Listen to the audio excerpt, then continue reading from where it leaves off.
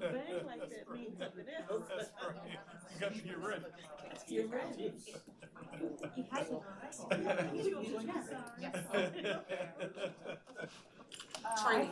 Training. You got it.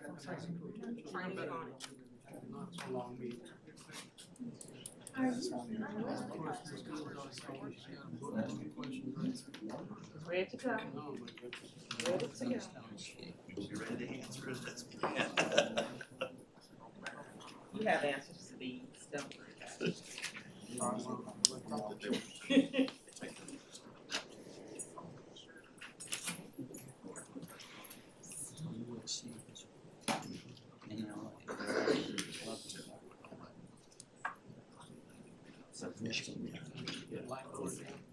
They did, safely they did, the fire truck was there to make sure that was pretty cool. Oh, they were.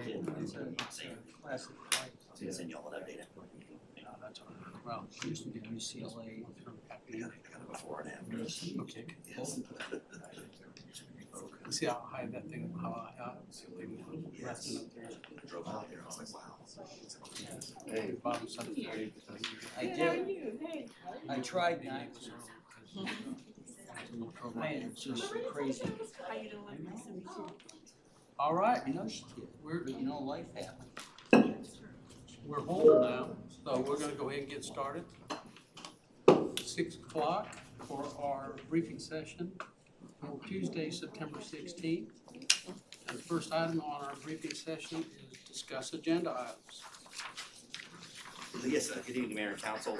Before we begin, I just want to quickly introduce our new planner, Desiree Powell.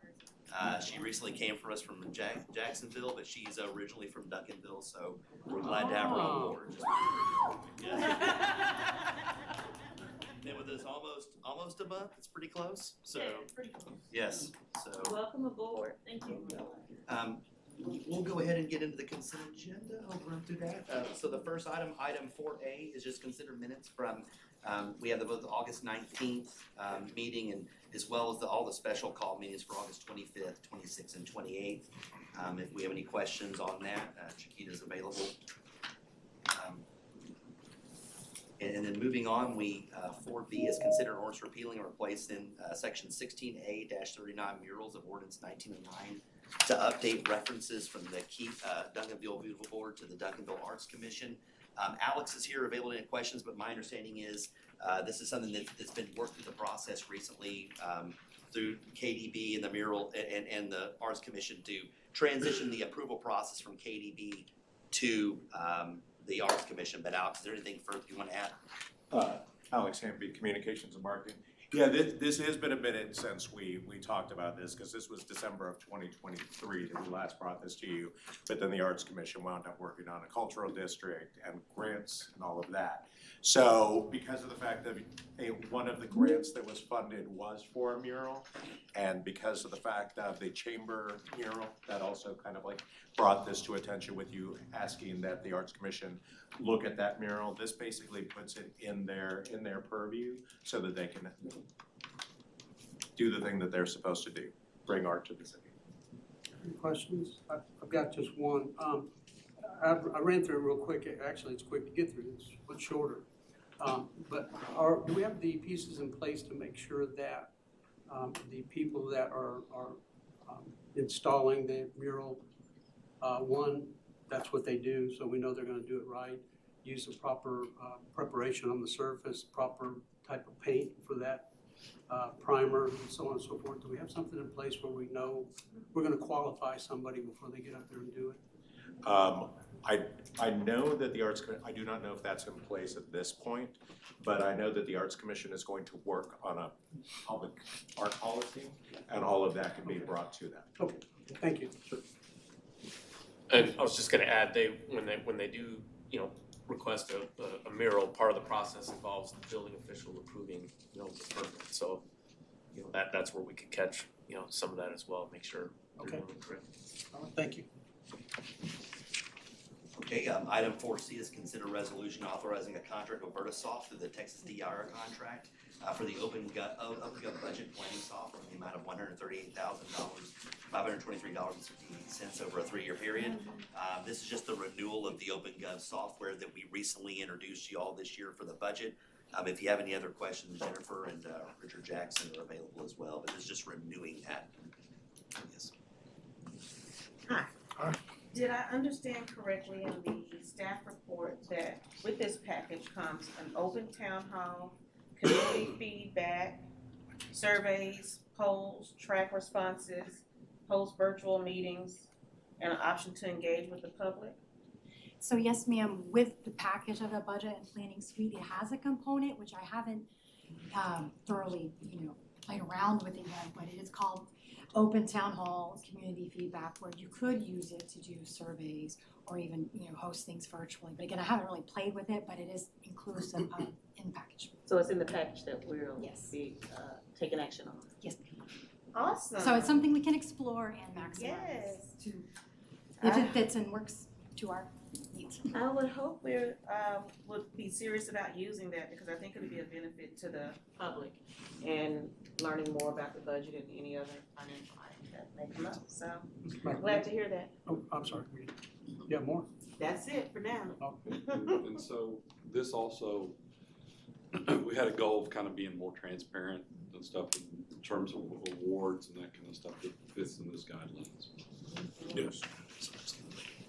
Okay, item 4D is consider resolution authorizing a contract for lease of fiber service with Segra for an estimated $1.2 million in the next 10 years. This is a project that we've been working on for a while, trying to connect our facilities with fiber optic cable, pump stations, lift stations, as well as other city facilities. Clayton Ganser is available, our IT director, if there's any further questions on this item.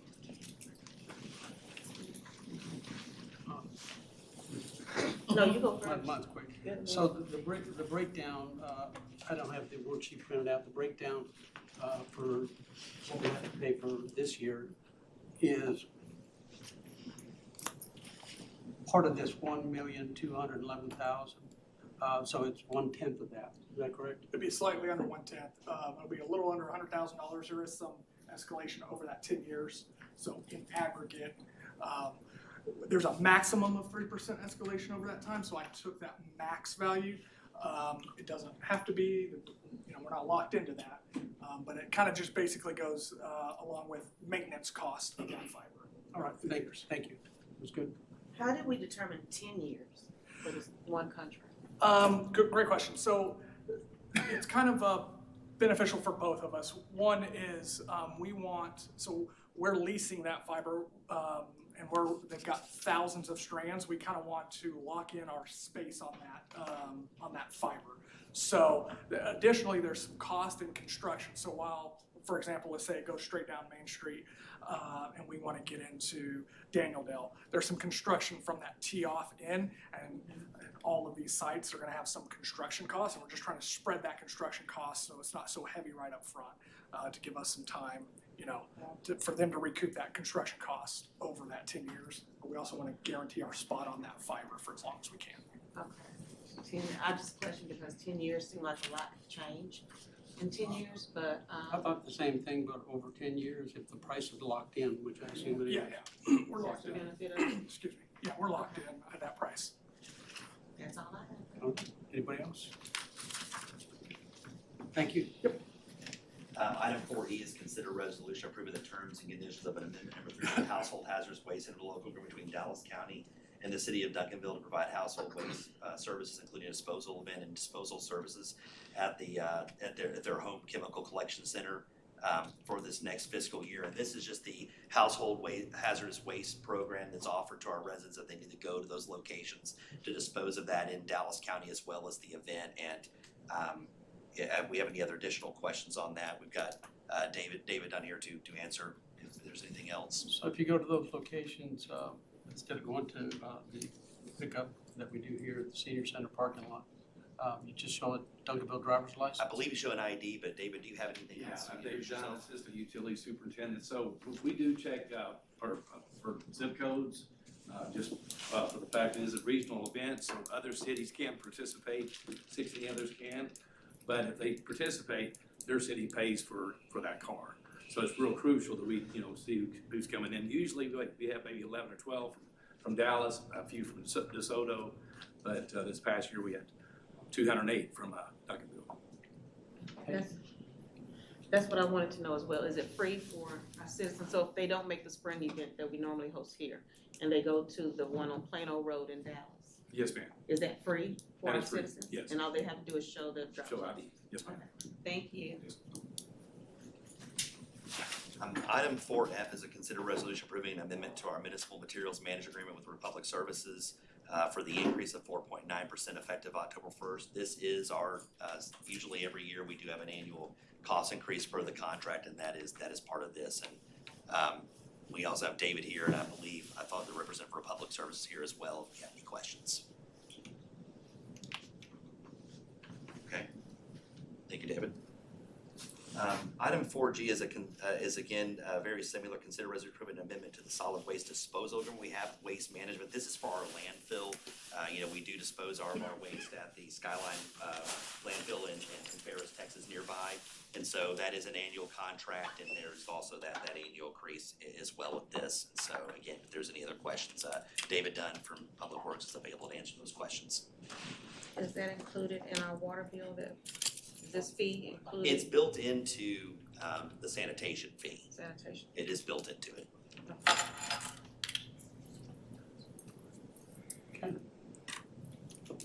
Item 4H is consider resolution authorizing an amendment to the service agreement with locality media for first due, adding the training, record, and assets inventory modules to our fire records management system. The expenditures amount not to exceed $152,969,000 for 4 years and 6 months. We have Chief Keneally here to answer any questions, but this is the new software that we're working with that goes live come October 1. But Chief. Yes, as y'all recall, we're very appreciative y'all approved. We're moving away from Red NMX, a record management system that didn't work well for us. The other Tri-Cities got away from, the other two of the Tri-Cities got away from it years ago. So we got those modules. We were able to identify additional funding in FY25 budget, just over $12,000, to procure the asset inventory. The Texas Commission on Fire Protection requires us to document our apparatus, fire truck checks, if you will, the equipment. And they were formerly doing it on paper. The department got away from it. This will be done electronically, and so we'll be in compliance with the Fire Commission if they come back. Previously, the Fire Commission came when I was told, and because we had a data loss, we were able to get past that inspection with that understanding, but they won't be as forgiving next time around. And then certainly with the training, you've been hearing us talk about the insurance service offices trying to improve our Class 2 rating to a Class 1. And with the training records component that we're be procuring, if y'all pass that, will facilitate us accomplishing that goal, especially with, it has an online training component that will make it more user-friendly for our firefighters to get that training, such as officer training, hazard materials training, do it online versus us having to get an instructor and what have you. And plus, the training record management system is much more robust than what we have, just an in-house software program, that this will be much more beneficial to take us to where we need to go in the future. Questions? Thank you.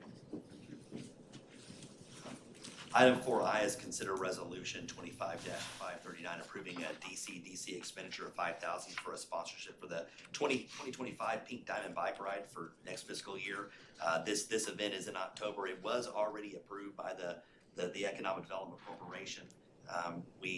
Staff, as Mark and myself, are able to answer your questions. Also, representative from Pink Diamond, Mr. Mark Cooks is here as well. But again, this expenditure was already approved by the DC, and now it's coming before you. Just a comment. I think it's worth noting that it's outgrown the area where it used to be is the senior center. Last year it was there at the parking lot, and so I think this year it's being hosted at the high school because of how it's growing and the number of people that are participating. So well done to Pink Diamonds for the work that you're doing and increasing the awareness of breast cancer. Thank you very much. And that means you're riding again? No. I trusted you last year, you didn't. But I will be there to welcome and greet. Greg will get you. Well, that's right, I ride behind it, and I pick stragglers up. They can't go any further, and I'm not gonna say anything further, but I do pick people up and take them safely back, and I enjoy that. It's funny. Next item. Okay, we'll go to item 4J. The item 4J is a resolution regarding the purchase of the 78 firearms and related accessories from GT distributors through the interlocal agreement through a buy board contract. If you recall, in the amount of $80,000, if you recall, we did brief the council on this item at the last council meeting, but Chief Tiarina is here if there's any additional questions. And also item 4K, similar, it's a resolution authorizing the approval of 5-year agreement with Axon Enterprise for a contract renewal and acquisition and maintenance of our technology platform. Again, this also was briefed to the city council at the last meeting, and Chief Wilcox is available if you have any further questions, but we did brief this to y'all last time. Did good, thank you. And that concludes the consent agenda. Thank you. All right, now we move on to item 2, city council calendar. Thank you, Mayor. This week on September 19th starts Hispanic Heritage Month kickoff at Main Station. That's with the Arts Commission. And September 20th is the Hispanic Heritage Festival from 3 to 10 at Armstrong Park. On the 21st, we have the jazz performance. That's through the Arts Commission grantee, and that's from 3 to 5 at the Senior Center. The DCDC regular meeting is on the 22nd, and that's at 6 in the briefing room. Boards and commission interviews on the 23rd at 5 and briefing room. And the Arts Commission regular meeting is at 6:30, and that will be at 103 Wheatland Road. We also have the Board and Commission Appreciation Event, which is on Friday the 26th, and that's gonna be at Shayla Bistro from 6 to 8:30. And an R&B concert in the park with Midnight Soul at 7 o'clock at Armstrong Park. And on September 30th is a special called meeting for the adoption of the comprehensive plan, and that's at 4 o'clock here at the briefing room. Looking ahead to October, I just added that on the bottom. We have the sister cities will be here. Their welcome is on October the 14th, and that's here at City Hall around 4:30. And October the 17th is the City Hall Facilities Tour and Proclamation, and that's at 9 a.m. here at City Hall. It begins at 9 a.m. at City Hall. Chiquita, Yes, ma'am. and on that, I think they're asking if if city council can come to the event. Yes, at for 9 the o'clock. welcome and the facilities tour. If anybody's gonna go on that tour with them, and the proclamation. And the farewell dinner is going to be on October the 23rd at the Hilton Garden Inn. So- And we'll have more information as I get it. And we had to cancel the, Oh, and I'm sorry, and we canceled Coffee with the Mayor on Thursday the 25th. That's all I have. Thank you. Mr. McBride. I just want to clear, October 17th was 9 o'clock. Yes, that was Correct. We'll meet here. yes. Okay, thank you. Item 3, we'll move into briefing and presentations. Item 3A, stay and play tournament lodging policy. Yes. We have Angel Deal, project manager, will be presenting this item.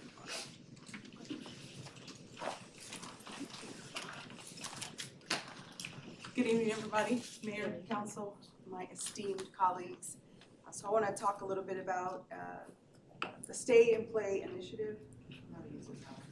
Okay. All right, so Stay to Play. So Stay to Play is a tournament lodging policy that essentially is going to require sports tournaments that are coming into Duncanville to stay in Duncanville hotels. So this would hopefully ensure for us some consistent hotel occupancy, It also creates an avenue for us to track revenue that's generated from hotel stays, and then also an opportunity long-term to negotiate different rates. So if you are familiar with, obviously, Fieldhouse and Parks and Rec, we already have a number of tournaments that are hosted here in Duncanville. Craig and his team keep the Fieldhouse booked pretty regularly. So what we've observed is that sometimes visiting teams are staying outside of the city limits, and so we are not getting that revenue, obviously, from the stay at the hotel or restaurants or any other retail revenue. And we also currently don't have a system to actually track when people are staying in Duncanville, how many rooms or how many nights they're staying. As a result of that, even though we know that income or that revenue is a part of HOP funds, we are not really tracking how we use that or how that is reinvested into tourism. And then we don't really have an incentive that would draw people to, outside of the Fieldhouse being amazing, but we don't have the larger tournaments that we'd like to see, that they don't make Duncanville a priority to stay in our city. So what we want to achieve with this is obviously creating a stay-to-play tournament policy. It would create opportunities for starting with the Fieldhouse, and then we would also carry over to the Parks and Recs component for softball, baseball, and soccer as well. So we would prioritize Duncanville hotels first, and then if there were opportunities for us to go outside, we would leverage Best of Southwest first and then others. But the goal would be first for Duncanville hotels. It is just an incremental revenue increase for Parks and Rec and Fieldhouse, but hopefully with a policy in place, again, we incentivize those tournament directors, and then there's a requirement, right? So there's a clause in their contract, and so they can't just book 300 rooms and then bail on us at the last minute and say we're not gonna stay. So our partners in this would be all of the Duncanville, to get all of the Duncanville hotels enrolled in the program. And so I've been working closely with Carrie, the sales manager at Hilton Garden Inn. And so we have already met and kind of did our roadshow with the additional hotels in the area, and they are all on board. They're just waiting for us to say we're ready to kick off the program. The booking model would be a partnership with the Fieldhouse and the hotels, obviously, and then we would use Explore, one of our newest softwares, as the facility booking tool. And then we would implement a single point of contact. So they would have kind of their own personal concierge, if you will. And so I'll digress just briefly here. If you are familiar with the Hunden project, we started phase 2 earlier in the summer. And so as part of that RFP process that we're doing is we are requiring them to manage this program for us and have that stay-to-play person, that one dedicated individual, so that we don't have to use that resource and take it out of the city budget. It's part of that RFP. That person will be the point of contact. Of course, we will work very closely beside them, but that resource will come from that group. So from a compliance standpoint, if you could think about reporting, so there'll be a specific stay-to-play packet, forms, and then a post-event pickup report. So what happens in that pickup report is just what I mentioned earlier, is a way for us to track what happens. So we have a workflow that we would go through, and when they check out of their hotel, they would send an invoice or they would send a recap to us. Then we take a look at that recap. Between us and the hotel, we figure out how many rooms did they book, or they'll send that invoice that has a dollar amount. And I'll talk about the rebate here in just a second. So that will allow Craig and his team and then the new group that will be consulting at the Fieldhouse to keep track of all of that data. The revenue that we expect to capture would be the sponsorship fee, the per night rebate, and obviously the hot tax growth. So before I talk about the workflow and kind of what that looks like, I wanted to just share just some brief information in the surrounding areas. So if we look at Cedar Hill, they are doing what they call stay-to-play for their soccer events, and those outcomes, as you can see there, just the hotel occupancy and that reinvestment. Lancaster does a little bit different. They refer to it as a housing partner coordination, and they are using those funds or that revenue just to improve the tournament retention. So whoever's coming into the city, they want to see them come back again and again. So I think we're doing a really good job there. Great job, Craig. We have the same folks coming back year after year. And then if you look at the national model, so public and private, Team Travel Source and Event Pipe have some additional data. There's a proven return on investment tracking. There is a higher rate for players, but there's also a higher rate for the rebate. So cities using the stay-to-play can actually demonstrate or prove their economic impact, which allows them to negotiate better rates and attract premium events. All right, so this is the actual revenue model. So what would happen is each hotel would have to do, they would enter into an agreement, state of play agreement, and they would have to pay a $500 a year initiation fee, right? Because we want them to have skin in the game. We don't want to give you this deal and then you decide you don't want it anymore, right? So we need you to have a little bit of commitment to the program. And that will help us in terms of the program administration and other things that haven't actually been actualized, but we want to make sure that upfront people are committing to us, right? We don't want to date the hotel. Y'all gotta get in a committed relationship. So the room night rebate would actually be $20 per night, and so we would share that. Sorry. We would share that with the hotel. Thank you. We would share that with the hotel tournament directors. Based on the data that we collected, Carrie and I, and talking to some other cities, there has been approximately at the beginning stages of a program of such 13% in occupancy for the hotels. So we would hope that that would translate obviously into dollars, and people would, again, tournaments would want to come back to Fieldhouse. Can you go back? Teamwork makes the dream work. So just as an example, if we did a single 100-room tournament weekend, if it at $20 per night, $2,000 in hotel rebates, approximately $1,300 in based on that model of 13% hot tax, and then the sponsorship fees and annual hotel revenue. But what would essentially happen is that $10 would go to the tournament, and then $10 would come to the city of Duncanville. All right. So this is just a quick recap of how we would get started. $500 for the annual fee for each hotel, $20 for the night room rebate. We would guarantee, our hotels have to guarantee the lowest rate, group rate, excluding any third-party advance purchase. So what that basically means is if they decide, if you're gonna stay in Duncanville and you decide to book with a travel agent and you don't go through our process, you're gonna pay an additional rate. Or if they try to switch over, then there is a caveat. There's a reason why we want you to stay here. The reports, I talked about that. Offering a comp room for coaches and tournament directors when they book 20 or more rooms per night. And then what they'll get to have is a courtesy block, right? So again, we want the tournament directors to have skin in the game. So we want them to book more than 10 or 12 rooms, but we also want them to book in advance. So if they do decide to cancel, there is a penalty, but it creates an opportunity for us to give those rooms to another tournament director. So it would be an all tournament contract that would have the stay and play clause, no third party travel agents allowed. So travel, in addition to what I described before, a travel agency could not come through and book with us. We're booking directly with the tournament director. Duncanville will be contracted first. And the room request is capped at 120% of the tournament need. All right, so I'm just gonna walk through, before I finish, I'm just gonna walk through what the workflow would look like. So they would reach out to our concierge to the field house and say, I wanna book on this date. These are the dates that I want. We would check the calendar to make sure that they're available. Then we would send that request. It would go out to all of the hotels. We'd send out a blast. They would have 2 days or 48 hours to respond to us and tell us if those rooms are available and what their rate is. So then we allow the tournament director to choose from those. So there's a specialized link that they would receive. Once they decide they are gonna book, we book with Fieldhouse, the facility is booked, and then they make their decision about which hotel they're gonna stay in. Then as we get up to the days of the event, they would check in at the Fieldhouse, obviously at the hotel.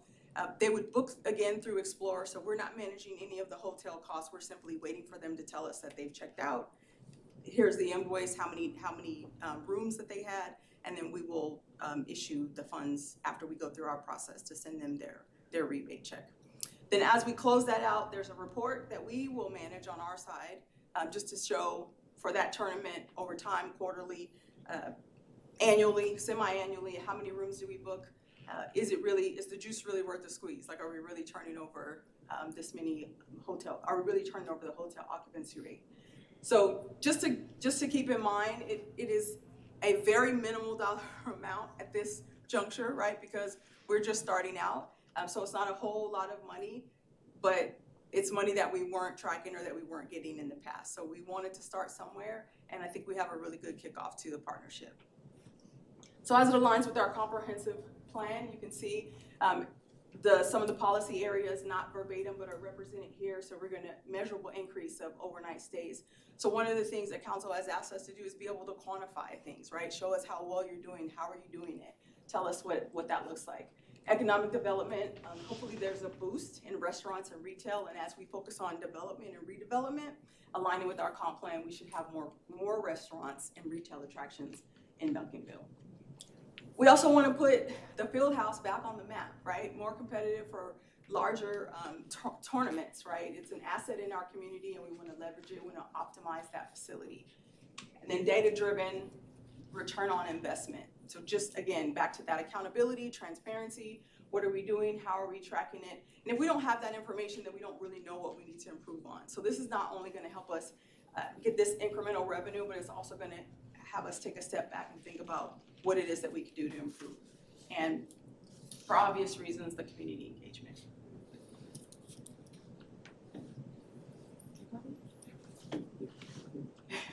So where do we go from here? So we're gonna finalize the hotel agreements and the onboarding process. And then we'll launch a pilot tournament in November with the state of play clause. And we'll do all of the things that I've already described, track what's happening, evaluate the program, and then go back to see what could we do differently? Was it successful? What do we need to improve so that we could scale it up? And then also come back to the executive team to share our findings. So what questions can I answer for you all? I love it. I heard Hunden that this would be worked into the RFP, because I didn't see that in the packet. Yes, ma'am, So, that is correct. Hunden, remind me what their scope is again? Yes, okay. So initially, their phase one was the feasibility and market analysis for the field house. At some point, there was a time where we thought we might not want the field house as a part of the city, and that report came back and gave us some really good data about why we want to keep that as a pillar in our community. So they've gone through that market analysis for us and given us ideas about how we can optimize that space and generate more revenue in the city. So now we're in phase two. Matt was here, I believe, that gave the last report. And so now we're in phase two, and we want to bring on, what we've decided to do is bring on a consulting firm, but boots on the ground. So they will partner with Craig and his team to help them activate a lot of the things that we would like to do. So initially, they will be there kind of as a big brother, if you will, helping to get systems in place and processes. And part of that is where we are now, is where we are getting ready to release the RFP. I think, is Elton still here? We worked on the language just last week and the week before, making sure that we had the language right, we understood the scope, what Craig's needs are, what the field house needs are, what it is that we're looking for. So that should be released, finalized this week, and should be released in the next several days. So that RFP is gonna say, we have a state of play policy. And so when you are booking tournaments, we wanna leverage their resource, because Craig doesn't have a single person and a single FTE that could do this from start to finish. And while it may not seem like a whole lot, it is a lot of work. If you saw the workflow from start to finish, it's a lot of work, and it's a lot to keep up with and to stay accurate. So what we asked Hunden to do is incorporate that you need to have a dedicated resource. When you bring in your team, after we go through the RFP process and we select someone from your team or groups, whoever, needs to manage this process alongside of us. Okay, and that would be included, like you said, in the Yes, RFP, correct. detailed out what Yes. people need specifically. Yes, ma'am. And then, okay. Thank you. Thank Yes, you. sir. I'm definitely not opposed to this at all. Did you talk with Gasso and Sam Lowe and how he viewed this? I did not personally talk with Gasso or Sam Lowe. My interest at this point is with regard to the city of Duncanville and the partnership with the hotel. So I don't have that relationship. Craig, I don't know if you shared any information with them? Yes, I did speak with Sam. Of course, they have a deal that's been in place for years, so there is a little bit of concern on their end of how this will play out. But the biggest question I believe they had was tracking. keeping up with it, which is what Angel's alluding to. Kind of getting started is the hardest thing, but once you get a track to follow, hopefully it falls in place, but there's some things we need to learn to get it rolling. Because it does sound like a lot of work, and I'm kind of wondering who else is involved with the work. You mentioned Craig, you mentioned Duncanville. You know, does it affect finance as well? No, so the way that Hunden is actually not involved. Hunden is the consulting firm that is doing the RFP for us. But in the language of the RFP, we agreed as a city, as a team, that we were gonna bring on a consulting firm to manage, to partner with Craig and his team. So that team, boots on the ground, we wanna leverage their FTE versus ours because we don't have budget for another salary, right? So that will be a part of their agreement, yeah. Ask her what other aspects. Mr. Cummings? Yes? So with Cedar Hill and Lancaster, how long have they been using this policy?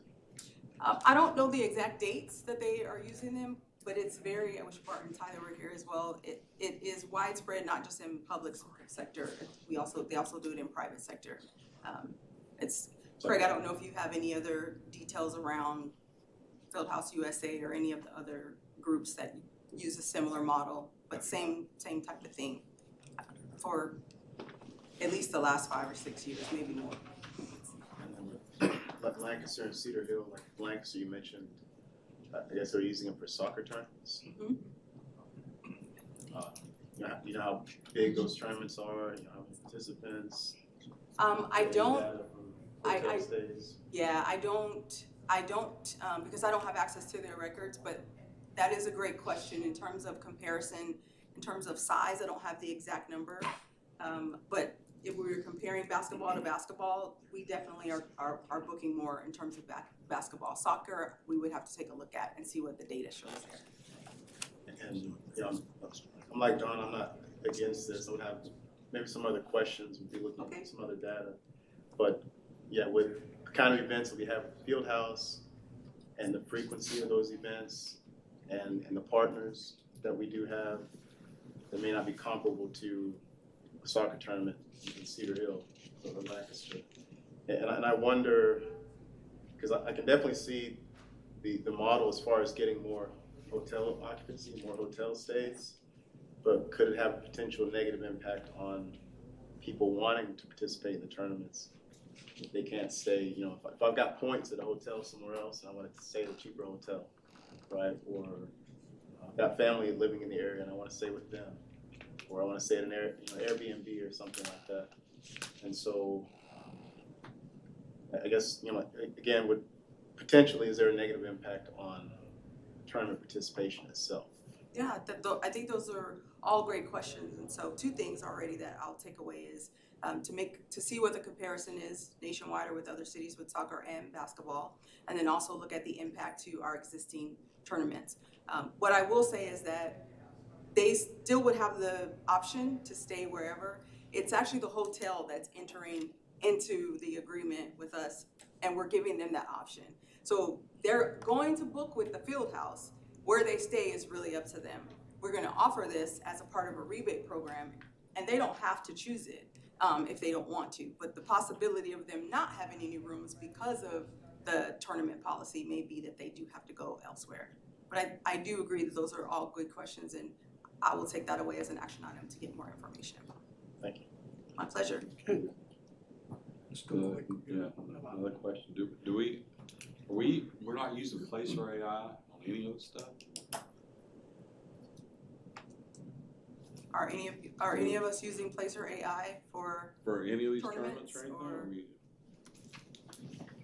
I mean, we could certainly work with special event staff because they're the ones that have access to it. And we could start to see, you know, are you curious where these Where people are going? players are coming from and where they're going and staying? We can certainly do that. Isn't Devin using that for? Devin uses that, yeah, for tracking all our special events, so we could, you know, expand that and start using it for events at Fieldhouse and softball tournaments at Harrington or what have you. So for basketball tournaments, Councilmember McFerrin, as part of the Hunden project, that research tracked where people were coming from, so I can share that data again. And what the trend was that people were, what mostly stood out was that people were traveling over 100 miles just to come to tournaments or to participate in tournaments at the field house. So I'll take that as well as an action item to follow up with economic development and special events and see what they're tracking in AI. Very good. Well done. Thank you. Thank you. Thank you. Okay, we're gonna move on to item 3B. My Government Online. Okay, so, how we go? Clayton Ganser, Director of IT. As we know, this is about MGO and, this is about MyGov and deprecating that software, where I know the big question is, where did that data go? Do we have it? Yes, we do. We have the data. We have had the data for a while. We have it backed up.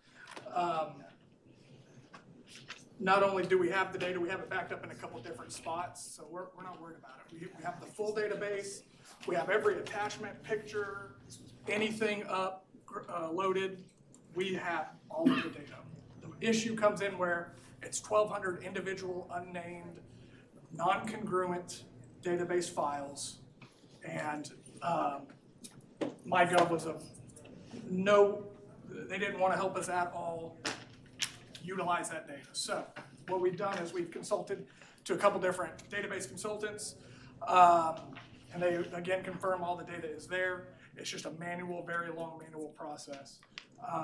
In that, as you know, we've moved to MGO for a couple of items within the city, and we let MGO's CTO know about this problem, and they offered to give a shot at making this data readable for us.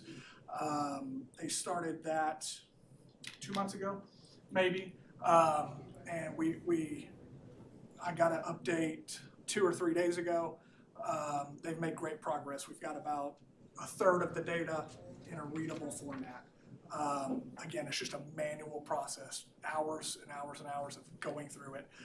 The more time they've put in it, every time we get an update, every couple of days, we've got more data unpacked, more in the database, more readable. So I'm very, very, very confident we will have this data in a usable format, searchable format very soon. Our other option is if MGO either runs out of time or gets just to a point, we do have the option to hire more database consultants to further that project. But regardless, I'm confident in that data is going to be readable, accessible, retrievable for FOIA requests or just anyone coming in and checking it out. Last point really is I know there's been some talks of moving permitting to MGO, and MGO has agreed that once that database is readable, they will import that over to us into their platform, so it'll all be in one system if we do choose to go to MGO as for permitting. Well, I was gonna say, Clayton, you can also touch a little bit about what we're gonna do next year with our IT governance process to make sure we're vetting softwares and making sure we got the right requirements in place for moving forward. So we have had some issues with, kind of going off and surprise softwares being implemented next week type situation. That would never happen, right? Sometimes I learn about it as it's going live. But we've discussed that we want to capture that in a couple different ways. We want to capture that, which is primarily through the budgeting, the annual budgeting process. So if I'm putting in, a request for monies next year for software, well, that's now identified, and we need to talk about it before that. That's one. And then throughout the year, if you're implementing a project, we need to know about it. We're going to have a process of identifying, working who's owning it, what the project is, working with Angel, project manager, on getting a framework around that, tracking it, things like that, so we don't have these surprises of software getting canceled and we didn't know it, things like that. So. Well, and not try that. Just for what he's saying, also just making sure that somebody when we have a software proposal, it may look like it's not going to be a heavy lift, but it could be a heavy lift. We may need to pay for migrating data to the new software, which is kind of one of the reasons this has happened. So we need to thoroughly evaluate that stuff before we approve and move forward the software. So this IT governance committee comes into play. So anyway, just want to mention that's something we're gonna do going forward. Salespeople would never just make it seem easy, would they? Two points I want to make. One is, many IT directors ago and many city managers ago, when we went to MyGov, the folks from MyGov made it perfectly clear to us that it was our sole responsibility, any of their clients' responsibility. They made it accessible, but we had to retrieve it using our own methods. So you walked into it not understanding that was part of the agreement. And it has proved to be a challenge in the past when we first started poking around with seeing how we would retrieve that information. So you got to the bottom line now. We now know roughly what that cost is going to be. That's unfortunate that the cost is that high, but what are you going to do, right? We got to get the information back. The second part is, are we getting 100% of the information back? So we do have all the data, we have all attachments, we have everything. I don't see, I am confident we are gonna identify every one of those 1,200 individual files. Okay. I'm confident in that. We have prioritized some things, some fields that we want. We've given them that list. They got through that list and we've added more to it. So we are, there may be some, I'm confident in that. I don't see why we wouldn't be able to at this rate that we've been at. So 25,000 is what it's going to cost to. That is if MGO doesn't finish the project. So this is an outside consultant that gave us an estimate. They said, oh, it'll, our hourly rate is X. We think it'll take about this many man hours to get through that. So they estimate about 25,000. MGO, when we told them about this, they're like, well, we've done it before. We'll give it a shot. They're doing it significantly less. In addition to the other item 3B, so the one that we're getting ready to be briefed on. Yes. Does that one take priority over the migration? Yeah, so the reason this is, just got started a couple months ago, and I know we've had this issue going back to late last year. No, it was before that. It was December 2023 when I first heard about it. So that's fair. A little sore spot for me. That's fair. I learned about it. And so we started working on it, and so that's when I reached out to the first consultant. The reason it's taken a few months is MGO is a smaller team, and they said, well, we're going to get our implementation, the bulk of that implementation done, so that we can get that going, and then they will have the resources to do it. They're at that point, right? So they're kind of their workload is coming down a little bit on that implementation, so now they're able to lift up on this. No, I'm not questioning the timeline. I just wanted. That is the question. I just want to know how to set our expectations. So the MGO item that they're doing for building inspection is going to take priority as it should, because this has been so long. But once they're able to do that, then the migration can come for that. Yes. I see a timeout. We have clarification. Okay. Yes. Hi. This is Shahad Mohammed, Assistant Director of Public Works, and I just wanted to chime in to kind of clarify a little bit about that aspect with and the relationship with item, the next item.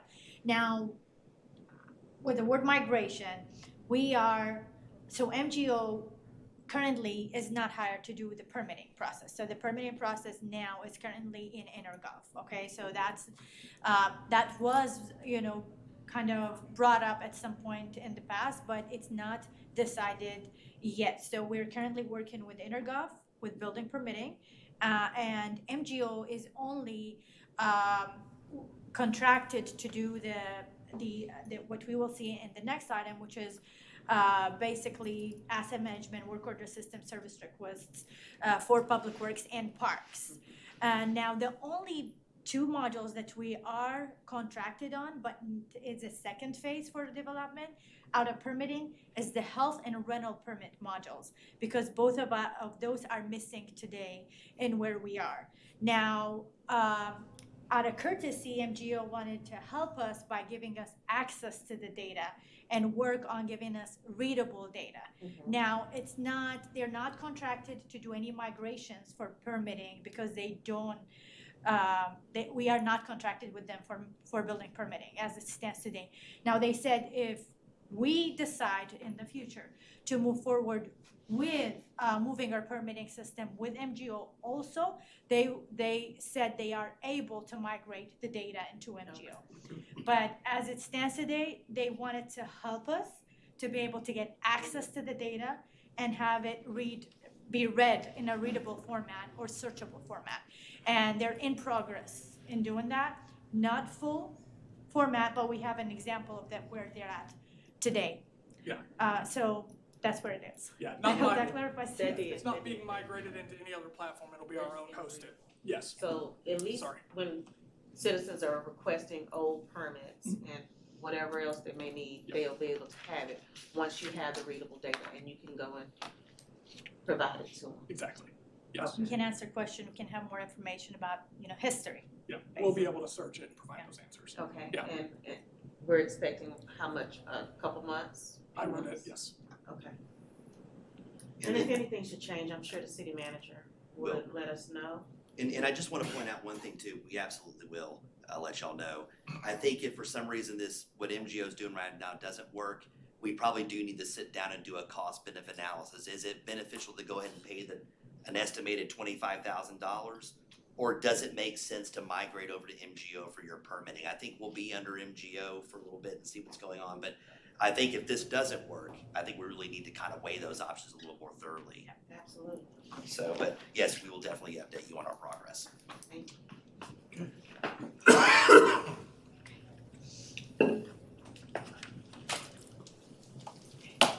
So good evening again, Mayor, Council, and staff. This is Shahad Mohammed, Assistant Director of Public Works. Tonight with me virtually, and he's listening to us, is Ryan Hutchinson with MGO. He's the Chief Technology Officer with My Government Online, or MGO. And we're here to basically give you an update about progress with the My Government Online and also the dashboard that we have promised to start sharing out of under the transparency promise that we had with and the initiative for transparency and accountability with the city of Duncanville. Now, MGO, as you will have heard us in our previous demonstration with MGO, that MGO got contracted with the city of Duncanville. They are a subscription contract, so they are going to be only billing us or as we kick off. Our plan to go live with part of the MGO models to include moving the service request 311 to MGO is going to be October 1st. Of this year, basically. We will have this example, or this is really an actual Duncanville link as it stands today that is ready, that's going to be on the city website. That's going to be basically accessible by our public to submit a service request through instead of see-click-fix. MGO will be able to really provide us this connectivity of the service request with our asset management system. So what it's going to do is going to be able to be connected to our work order management in public works and parks. So once the service request is coming in, now we're able to issue a work order in our system to the staff to address the service request and close it out and show progress and create data that can be used for data-driven decisions as we plan for further maintenance in the future, and it's now related to the assets themselves. So the city communication department plans to start issuing notifications on the transition from see-click-fix to MGO starting next week, and will be definitely a work in progress that we will need to work with our citizens and residents of the city of Duncanville in basically educating them about using the new system. Now, the good part is that this system will have an identified, call number and a contact number to be able to directly talk to the software providers, MGO, and they can walk them through what they need to know on how to submit a work order. So there will be a 24 hours call system available to answer any calls related to submitting a service request and any questions regarding the portal use itself. So what are we have done a cost benefit analysis that we have brought earlier when we did the previous demonstration, and based on that we have decided to basically showing how it was more of beneficial for the city to move to MGO compared to the existing software. What the city residents will experience with MGO, it's going to be a single, easy-to-use portal for submitting service requests and tracking them. We're going to be able to have faster response time because now it's in one system. It's not two separated systems that we're managing, service requests and work orders. So it's directly showing on their work order portal now for staff. And also we'll be able to provide this help desk assistance that we didn't have before with the previous service provider. Now, with the what is the city leadership will be getting out of this one, and city staff, we will be able to have the key performance indicators, reports submitted and tracked basically on a monthly basis. That's going to be sent to selected city executive management to include council. It's going to be a real-time data on a monthly basis that shows where we're at in response to those service requests and in city staff maintenance work orders. And then it's going to be asset linked, as I alluded earlier. So this is more like every work we're doing is associated with the asset itself. So we are tracking how much money we're spending on maintenance on this versus that, and we're able to create data that can inform our decisions on maintenance in the future. And here's an example of dashboard that I'm referring to that's going to be sent out, and it's going to be basically a live data that's going to get updated as we use the system. So this is really just an example, and I want to make a clear differentiation that is going to be important to understand as the term service request versus the term work order. And they are not going to be the same thing. So service requests are any requests that are coming from public. So it's going to be those requests that we receive from the public, but they generate work orders. So work orders are going to be what's going to get generated out of those service requests, and it's going to be issued to staff to respond and close them. Once we close a work order, it closes a service request. Now, work orders will not match the number you see for total service requests because we want to show every work order we do in maintenance here. So we're going to be giving you more data about how much work we're doing because we do a lot of proactive work and a lot of proactive maintenance. So it's not only going to be what we receive from public, it's going to show also what we're doing as staff proactively to do some work orders and do some maintenance in public works and parks. So service request number is everything. It's going to show everything that we received by that specific time and snapshot of time. The average time the decision is going to reflect basically the time until we acknowledge a service request. So as staff have checked it and either approved it or denied it or returned it. So here what it's going to show, how it's going to look like. It's going to show the number accepted versus denied versus returned. Now we're only denying service requests that are something we don't do, like it's maybe submitted to the wrong jurisdiction or something that the city does not address at all. But the service request will mainly lie under, either returned for more information, for questions, for anything like that, or accepted, and now that it is accepted, it's either an open work order or service request, or it's a closed one when it's completed and done. So that's where the data here will show open versus closed.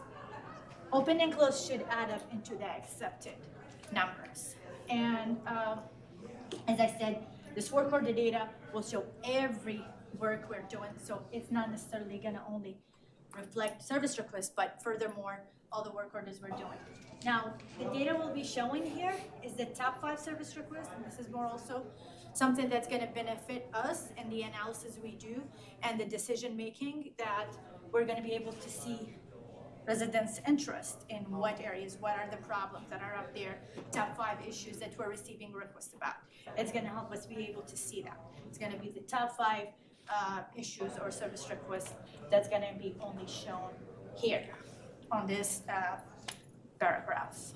And I had them, just for reference, the definition that I just explained, available here for reference, similar to what I just basically explained on the dashboard visually. So how the reporting methodology will work, this is gonna be a live KPI dashboard that will be automatically emailed on a monthly basis to the selected city executive management. So we're gonna send out emails on a monthly basis that reflects the last month data on, specific. We can have a specific time frame. Now we have the availability to do 3 months, 6 months, the whole last year. If we need to, we can pull more detailed, reports and KPIs when it comes to, any kind of decision making we need. However, this is more of a monthly basis, as we thought it would be best to kind of come out every month and give some information about the last month, where we're at with different things, and show progress.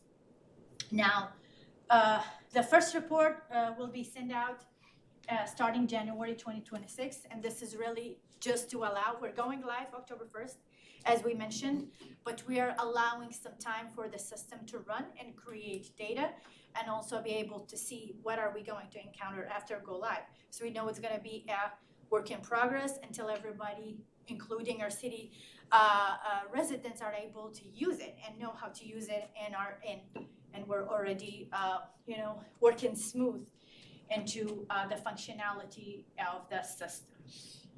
Now the next phases of MGO, to what we have alluded on, talking about the previous item here, is that we're gonna have the asset management piece to include tracking material.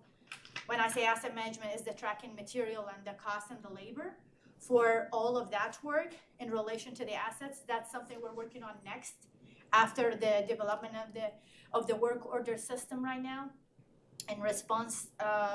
So that's going to be something that we're going to continue to work on. The engineering and right-of-way management modules, as well as the permit, the health permit, and the short-term, long-term rentals module as well for permits. So these, basically about 4 different modules, are still in implementation as a next phase, but we wanted, since C-Click Fix is going away starting October 1st, we wanted to prioritize those modules that relate to that and the response to the service request, and have those go live first, and then follow with the rest of the configurations for the other modules. There are more city internal use and city management related, which can include the fleet also, which I failed to mention. That's going to be the fleet management and the GPS tracking for our fleet vehicles. So that's pretty much it. Do you have any questions for me? Well, if no one else is going to ask, I'm so happy to see this.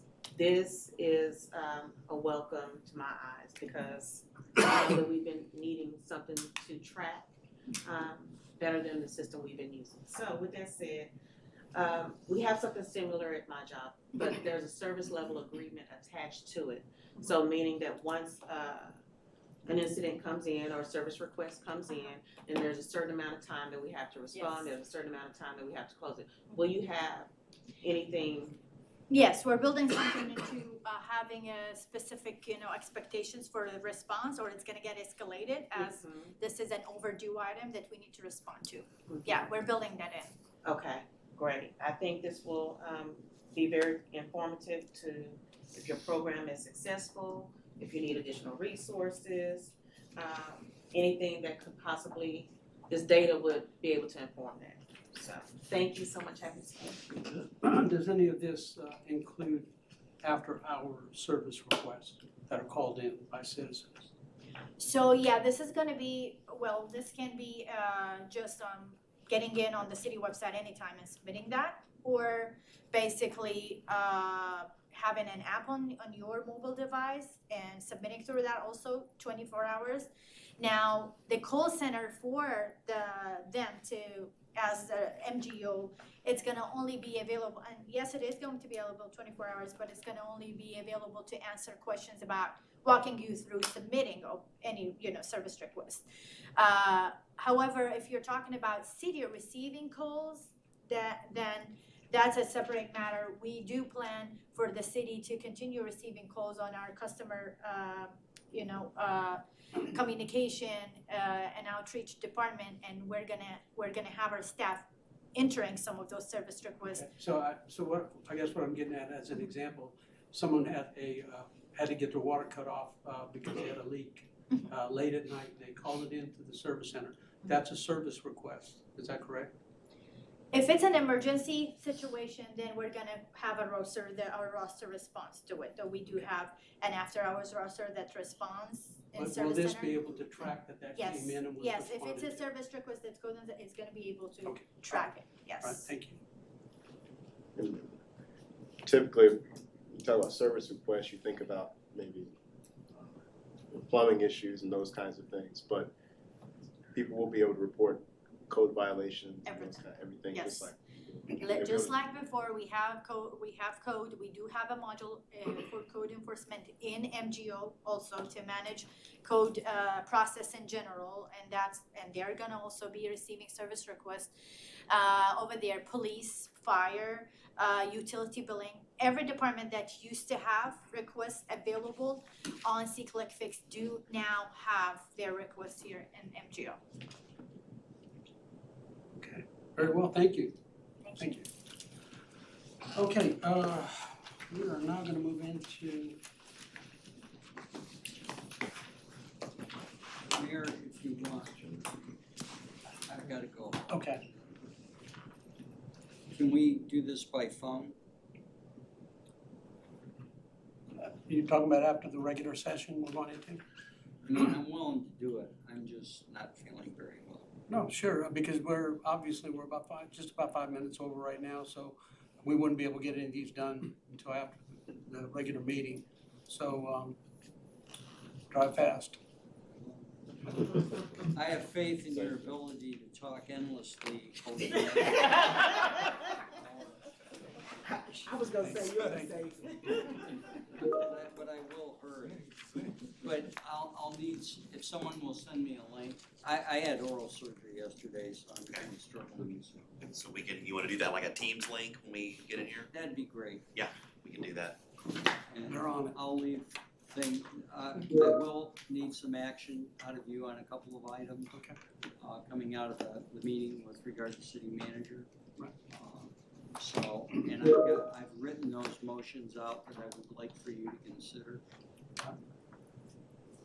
All right, thank you, sir. Be safe. And at this point, we'll go ahead and recess out of regular session at 7:06.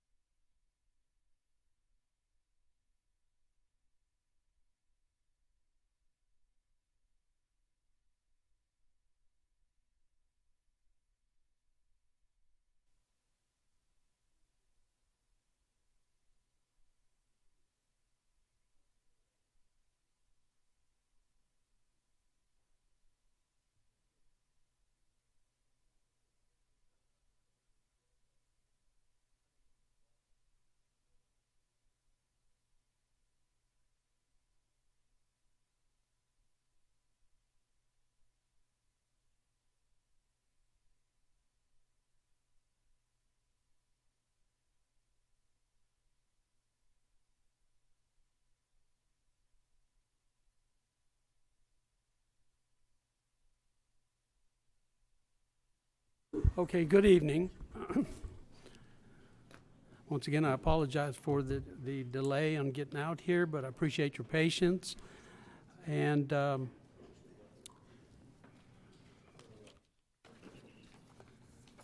we're going to go ahead and begin our regular meeting for Tuesday, September 16th at 7:15 p.m. Begin with our invocation.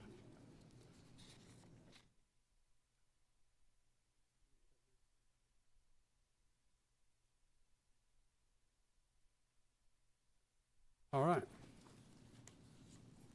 We'll go ahead and begin with our invocation. Dr. Hugo Gallegos with the First Baptist Church of Duncanville. Mr. Gallegos, Pastor Gallegos. Thank you. Please stand. Let's pray together. Almighty God, we thank you for the life that you've given us. This evening, we exalt you for who you are and for what you're doing in our lives. We are filled with gratitude of all the blessings that you've given us each morning. Likewise, I pray for this beautiful country, United States of America. Lord, we need your blessings. We can do anything if you can help us in this country. God, we pray specifically for the members of the city council, especially for the mayor. Gave them wisdom, strength, courage, love, unity, and the rest of the staff to doing good things for our community here at Duncanville. God, we pray for all the events and programs that the city of Duncanville prepare and provides for the residents. And also, Lord, we pray for our city department, our firefighters, our police department, and protect us for any kind of violence, and protect us in any time that we face any crisis in our city. And finally, God, prosper this multicultural community in Duncanville. Lord, bless the rest of the meeting, the projects, the agenda, and all of the things that the city council prepared for us tonight. And we pray in the name of God. Amen. Thank you. Please join me in the pledges.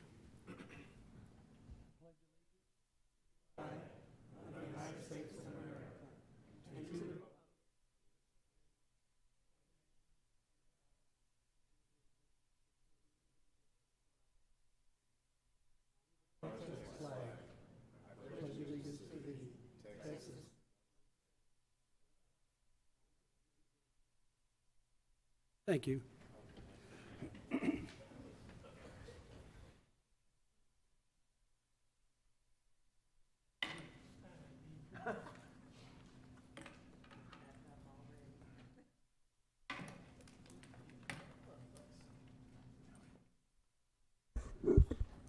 Okay, I'll just, before I go on to the first item, 1A, Mayor's Report, I'll remind everyone that I'm really under pressure. We have 3 former mayors sitting here tonight, so I'll be tested this evening. So I'm not nervous at all. Okay, so under Mayor's Report, we had a night of remembrance a week ago, and this is, I believe, the 24th night of remembrance for 9/11. This was probably the best one. It was well attended, but it was just well put together by a lot of people that had to help out because of circumstances in the chamber, with Mr. Martin being so ill, and for Hilda over at the chamber. And I will tell you that there were a number of people. I don't want to name names and leave people out, so I'm just going to tell you there were a number of people that really stepped up and worked so hard to make that event what it was. And I'm really proud to have attended, give a welcoming opening, and then just enjoy the evening for what it was meant to be, and that was just a night of remembrance. Very well done, very well put together, and if you haven't been to one before, you should come to the next one, because it is a real reminder of not only 9/11, but a reminder of what our first responders here go through every day. I saw an example last night as a neighbor of ours had to have a fire engine and a EMT pull up and do what they do, and just watching them out the window working late at night and trying to help that person. They're amazing people, and police as well. So great event, and I'm real proud of the people that put it all together. With that, I'll move into council member reports. Councilman Mac Burnett. Thank you, Mayor. I've got a list of things. I always like to talk about some of our past events and also upcoming events, but there was a Rhythm of the Heartbeat dance that was held on a Saturday, and it was just a just nicely done event. Friends of the Library had their book sale.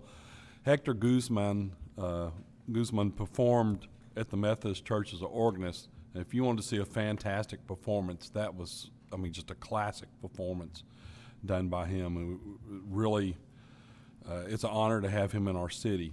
Like the mayor, the Night of Remembrance, very well done.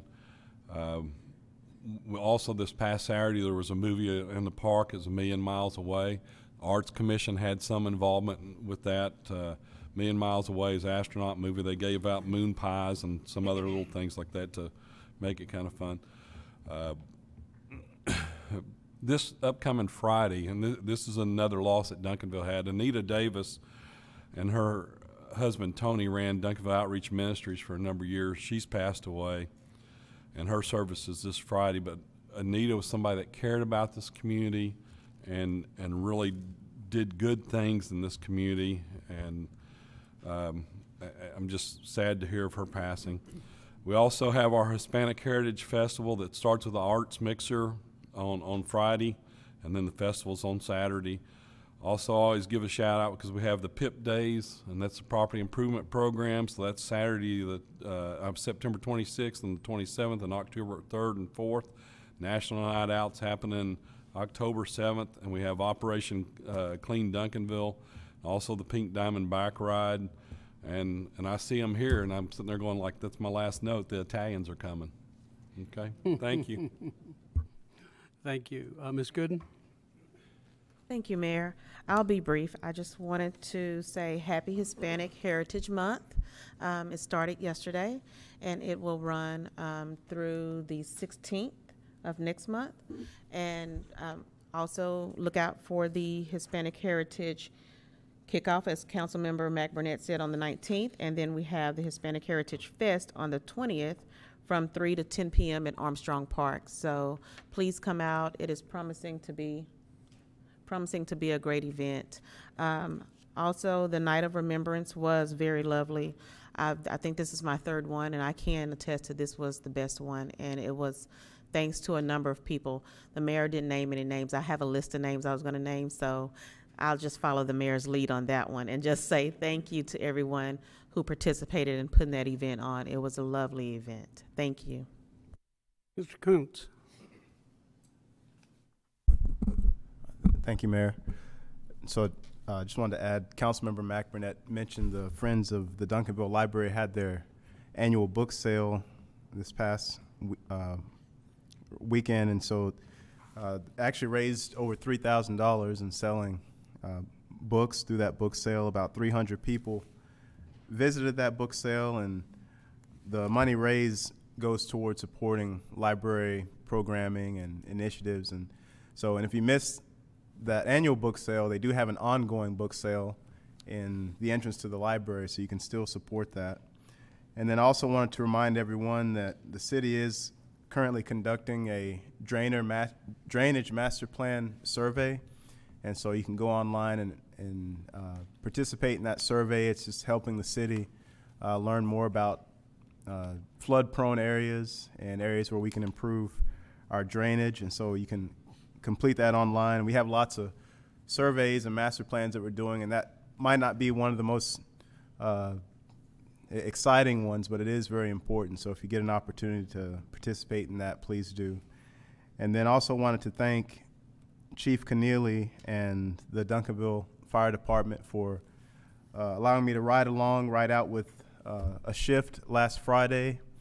And I spent about 13 hours on a shift with them, and during that period of time, observed them, the firefighters and paramedic EMTs, respond to calls such as heart attack, chest pain, several calls that involved car accidents. There was one that actually took place not 100 meters from where we're sitting in this building right now. Assisting elderly and invalid assist, so helping people get up that's fallen. So a variety of different calls, and it's always eye-opening to see a lot of the things that they do that we never see. And when I see them doing all that great service for the city, I think that could be that could be anybody that they're responding to on those calls. So that could be your mother, your father, your sons, your daughters. And so I just want to encourage everyone not to take for granted that great service, the very high level of service that our firefighters and paramedics and EMTs provide for our city. Thank you. Thank you.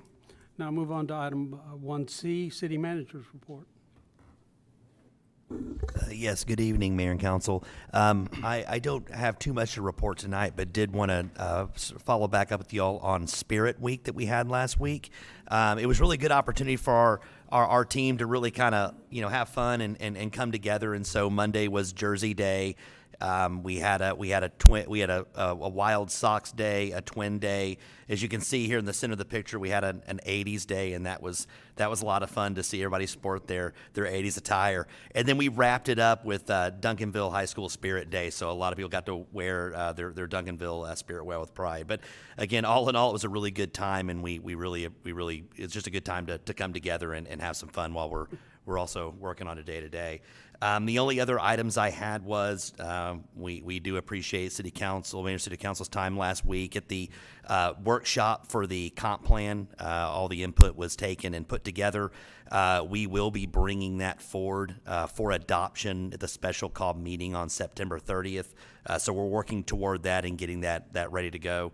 And then also, I just wanted to mention, we recently adopted the Ladd Nature Preserve Master Plan, and we did receive a $50,000 contribution from Mr. Bob Ladd to help pay toward that master plan. I believe it was about $149,000. So we're receiving that $50,000 was very helpful, and we just really appreciate his generous contribution. And that concludes my report. Thank you. Thank you. Just a question on the picture. Do I see Assistant City Manager Rauscher, is that a Superman t-shirt you have on? That's correct. Thank you. Just wondering. Thank you. Okay, we're going to move on to item, very important item, item 2, proclamations. And I'm going to do a Sister City proclamation.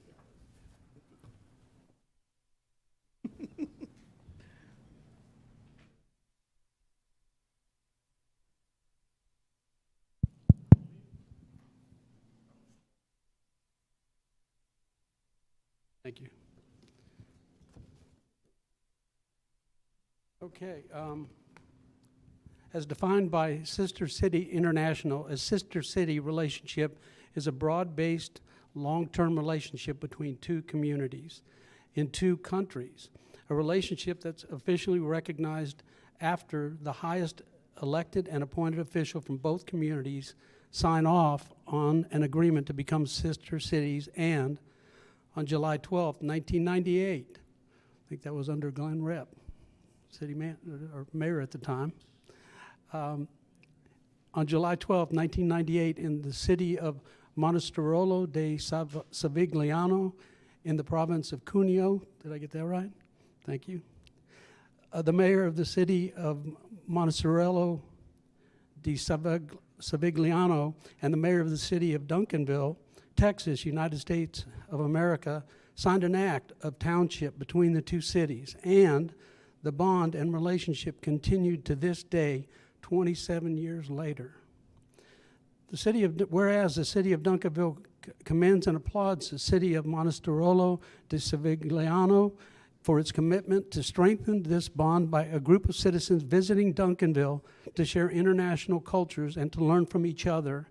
And whereas over these 27 years, the citizens of these sister cities have made several reciprocal visits to each other's countries, and whereas the sharing and learning from each other serve to create more than a bond, but rather a friendship that transcends distance, politics, and language.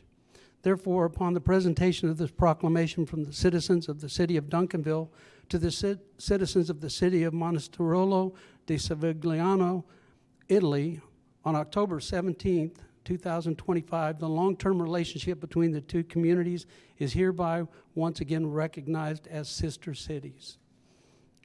Great event. There is going to be a number of events coming up, and I wonder, Sandy Sorochi, would you come up? Would you mind coming up? Please. There's so many people that have been involved in this program over the years. The three mayors here. I think Councilwoman Cherry Brown visited Italy last year with a large group of people. So this year we're having the Italians come here. And there's going to be a lot of events, a lot of eating, a lot of just enjoying each other's company. And just to have everything straight, could you go through some of the kickoff dates about when we're going to be getting going with them? They will be arriving October 14th, so that is the kickoff reception. And they will be coming here to City Hall, and they will, in the bus, and they will be meeting their host families for the first time. They have been in communication with them. And then the mayors will finally get to meet, and the host families will meet, and then the reception will be that night. You can contact the city secretary or Chiquita for all of the events that are happening. And you can be in touch with me too. Thank you. Thank you. Thank you, Sandy. And thank you, mayors, for carrying on this tradition from day one. You all have been very supportive. I haven't made the trip over. Maybe one day I will. My wife's Italian, and she asked me, please don't make any mistakes on calling the name of this town out. How'd I do, Mayor? Barry? Well, when Mayor Gordon did it, he did it with an accent, and I couldn't pull that one off, so I hope I didn't do an injustice to it. But we're really excited about this. This is a really important time for Duncanville, and it's been going on for so long. We're going to have a great time, so hope some of you can come out and see some of the festivities. But I do want to mention once again that I thank all the mayors, Mayor Rep, for being there at the very onset of this. I appreciate that very much. And other mayors that have supported all along, David Green and Barry Gordon, thank you so much. This is really important, and I hope I carry on the tradition well. So thank you. Yes, I think Mr. Rep would like to come up and make a comment. Would you step up real quick, please? Thank you. So good to see you. Thank you, Mayor. This is a man, my wife and I well, he's the longest lasting friend that we have in Duncanville. He's the first person we met, him and his wife, 44 years ago, and we remain friends today. So it's special to have him up here. Hey, the only thing I would like to say about when we signed the documents over in Monastirolo, David, I think you were there. The people in Italy love to party. And so we were meeting in the big plaza by their town hall, which is a castle built in 1400. And all of the people of the little village were there, and we had about a dozen of our folks there.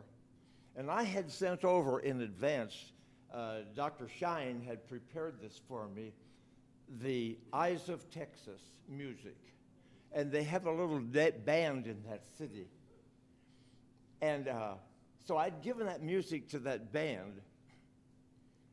And when the mayor and I were signing the documents, when we had finished doing that, I told the band to strike up the Eyes of Texas.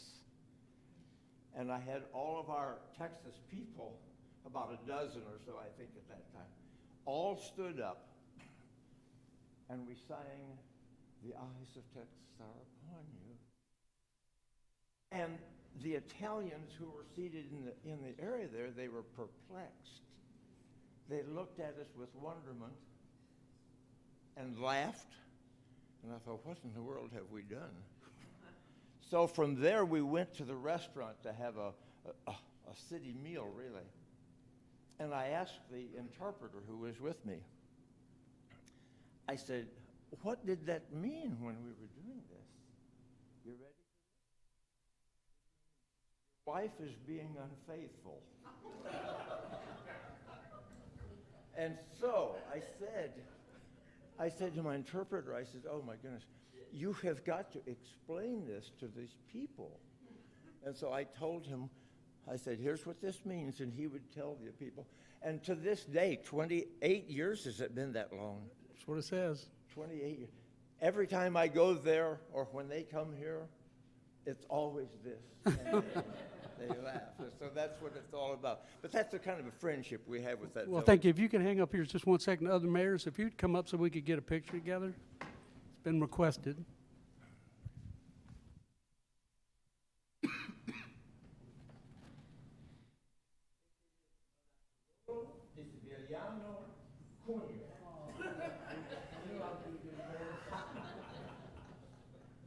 Right, Dave?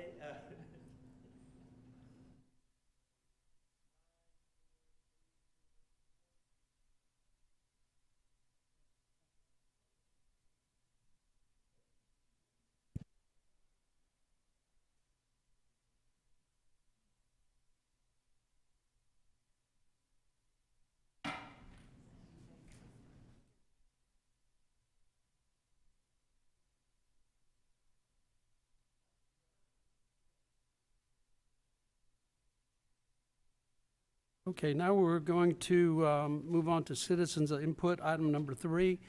City Secretary, did we get any electronic submittals? None?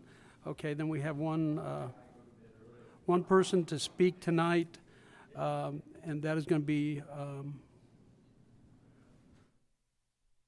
let me see. See this person here.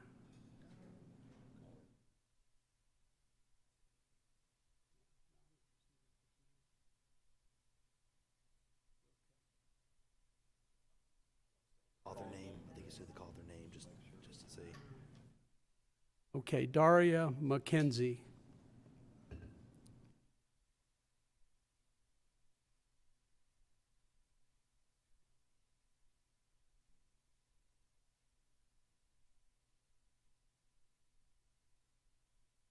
Hello and good afternoon, everyone.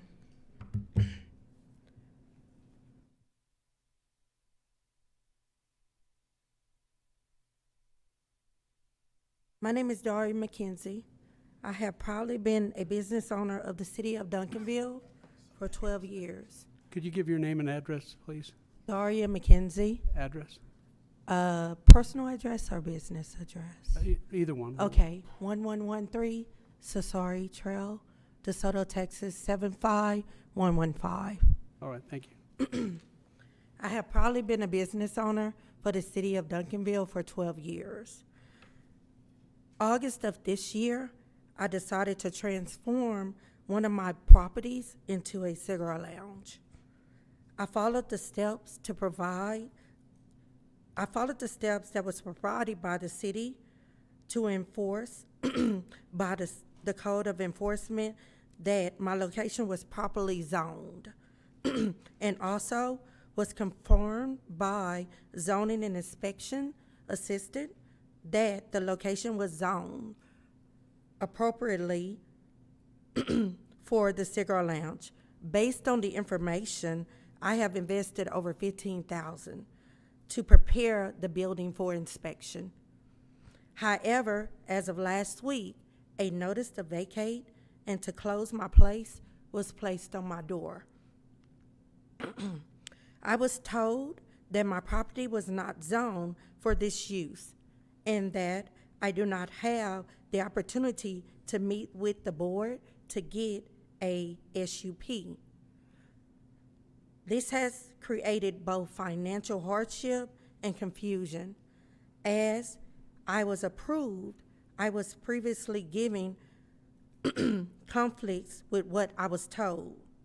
At this time, I'm respectfully asking to meet with the city of Duncanville in order to receive clarification and how to move forward. Thank you.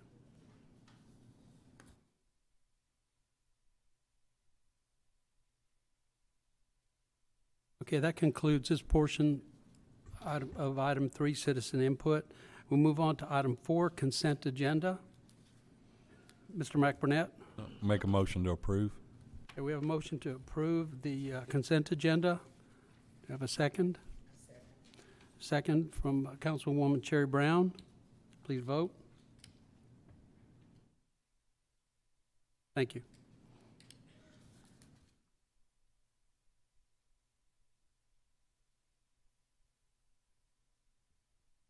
Now we move into item 5, items for individual consideration. We've not had our executive sessions yet, so that will any actions taken will come after we have our executive sessions at the end of this regular meeting. So we'll go to item 5B, conduct a public hearing on the 2025 tax rate.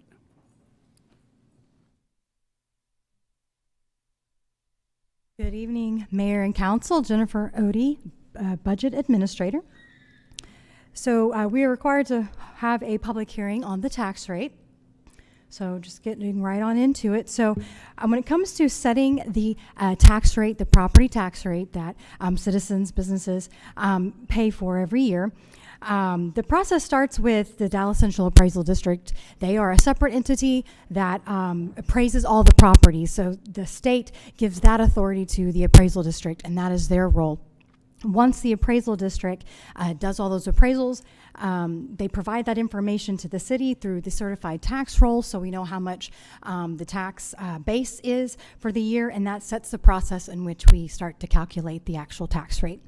And then once, the city establishes the tax rate, it's voted on, that goes to the Dallas County. Dallas County is the one that actually collects and sends out the bills and collects on the tax rate, or the taxes. So in the information on the public hearing notice and in the budget documentation, just want to make sure it's clear that there are 3 different rates that we're required to publish. There's the proposed tax rate, which is what the 25-26 budget is built on. There's the no new revenue tax rate, which is a calculation that provides us with the new tax base that the appraisal district provides to us, and it's a calculation if we wanted to only raise the same amount of revenue as the current year, that was what that rate would be. And then you have the voter approval rate, which is the highest rate the city may adopt before it goes to a election. So this table here that you've seen it before. This just kind of shows you a comparison over the last few years of what the tax rate has been and what those, like again, that no new revenue rate and that voter approval rate has been. And on the right, you'll see an average taxable value. This is given to us by the appraisal district as they look at all the properties, the residential properties together, and come up with an average taxable value. For 2026, that average taxable value comes to $263,000, which results in a $1,583 annual tax. That's the city portion only. Which can equate to a daily cost of $4.33. Again, the taxes that are due and the values that are set, it depends on every single homeowner what that is, but this is just an average amount.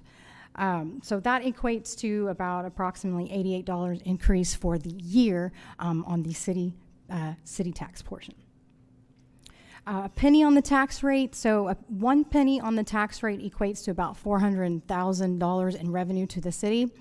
A penny on the tax rate based on the average taxable value to the average property owner equates to about $26 a year.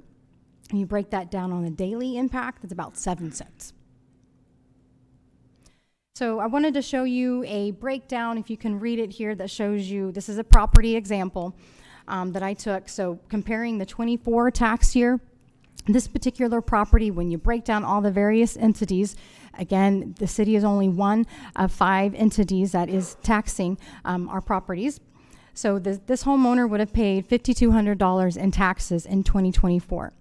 So looking at 2025, this particular property, home value didn't increase as much, but because over the last few years, something called a tax cap, where the state sets that your property can only increase 10% as a max per year. So your taxes could only go up that much, period, based on, what your value is. So, this particular property, that was what happened to them. So their taxable value is $323,000 for 25.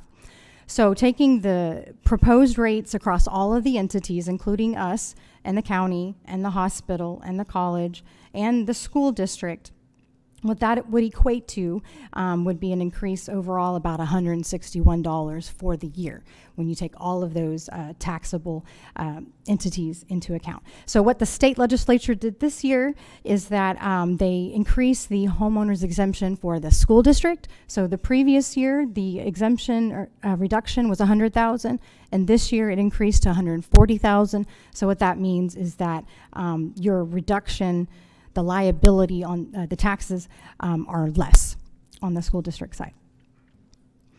Again, there's this website here. You can find it on our city website under the Fiscal Services Department. This is what it looks like. You can go to it right now. Every homeowner can put in their information here, and it will give you a probable approximate of what your taxes will be for 2025. So in the packet with the staff report, I included the kind of the calculation that was provided to us, and there's a lot of numbers on that calculation sheet, and there's a lot of percentages. So I just kind of wanted to break it down so you understood, what's in the notices and what percentages, mean what. So the total tax rate of 0.600166 again is what we are proposing, and is what the budget is built on, is a 4.11% increase in the tax rate. This doesn't mean that the tax rate from last year, which is actually higher, but what they're basing this on is the no new revenue rate, okay? So when you look at the math there, comparing it to the no new revenue rate and the proposed rate, it's a 4.11% increase. And then lastly, this is required language like in the public notices. They're required to post, what this change would look like on a $100,000 home. And you can see here that the maintenance and operation side, which is what comes to the general fund, not the debt portion, is actually a reduction of $12.38. But in reality, we know with values, when they increase, that you can expect to see an increase. But again, the legal language here, we have to show the value of a $100,000 home. And that is really it. I'm just covering the bases on the tax rate itself. Any questions before we open the public hearing? Not yet. Thank you. Okay, so at this point, we will open the public hearing at 7:48 p.m. And that opens the floor to anyone in attendance who might want to come forward either for or against this particular item. In this case, it's item 5B. So anyone here to speak on, against, or for? Well, with that, seeing none, we'll close the public hearing. I'll make that motion, Mayor, close the public hearing. All right, got a motion to close the public hearing by Councilman McBurnett, second by Councilman Kuntz. Please vote. Okay, the public hearing is closed at 7:48 p.m.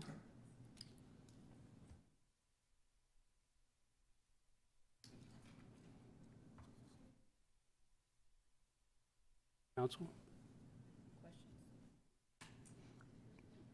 Councilwoman Gooden. Thank you, Mayor. Ms. Odie, thank you so much for all the work that you do and the breakdowns that you provide to council and to the public on understanding the tax rate. So the ad valorem tax rate. Thank you for all you do. My question, with the current tax rate for this fiscal year before October, do we project to have any increase in the fund balance? So you mean By increasing the tax rate, so to, no. No, by the end of this fiscal year, are we projecting to have an increase of fund balance for our current budget? For our current budget. So we're projecting, based on our current needs, and we've obviously have had a couple of amendments that we've requested one time, use of fund balance, but we are projecting to still end the fiscal year with a surplus of 1.5 million above and beyond our 150-day fund balance. Okay, thank you. Councilman Kuntz. Thank you, Mayor. First of all, thank you for year after year. It seems like you find ways to make this easier to understand for not just us, but for the public, and easier for us to share with the public what's happening here. And so I appreciate those efforts. And I just had one question back on slide 68. Okay, so this is a approximate increase of $161.27 for the year, right? For all of these taxing entities combined. Yes, right? in this particular example, of course, it's going to Right. vary from person to person. Right. So for this example, what's the city of Duncanville's portion of that $161.27? So the top line, as you see there, this particular property would have paid $1,800 in taxes in the current fiscal year, or current tax year. But because of the increase in the value, the taxable value, and at the new rate, the new amount would be approximately $1,940. So that's a difference about $140 of an increase to the city's portion of the taxes. Okay, thank you.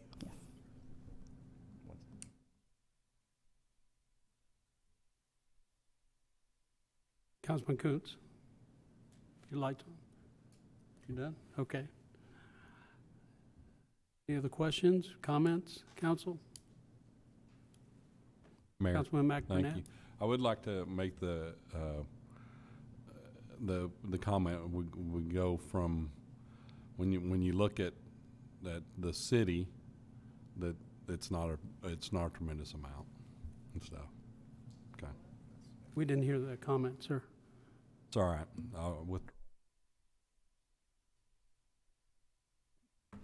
I think.